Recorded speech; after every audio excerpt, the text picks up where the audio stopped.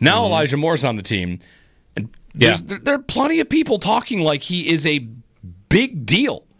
And like expectations for him should be to be, I don't know, their second best receiver. Could he be their second best receiver? How hard would that be for him to be their second best receiver? Yesterday, I found from Judah Fortgang, who's a guy I follow on Twitter, and he does a bunch of stuff on wide receivers and plot charts about vertical. This one is about yards per vertical route separation. Mm-hmm. Did you see this chart? Yeah, I did. Okay. It's basically how open are you getting when you're running deep. On vertical routes, yes. I'm going to go from the bottom of the NFL to this is 200 routes run, separation in the NFL on vertical routes. Last in the NFL was Keon Coleman.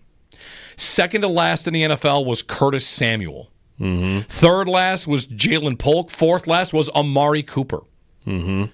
3 of the 4 worst separators on vertical routes were on the Bills. Mm-hmm.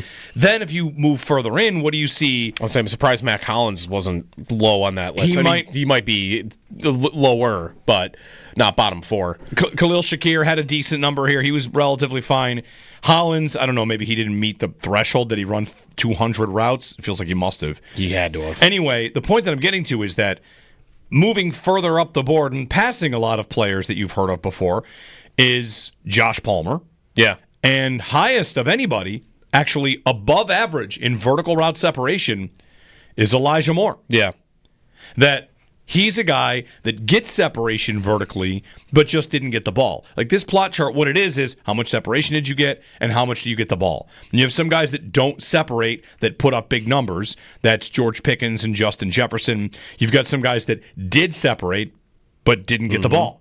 And with this Bills offense, like part of it's probably the design, but in terms of just getting open down the field, the 2 players they've added in Elijah Moore and Josh Palmer do what they didn't have before. And to me, that's a big upgrade.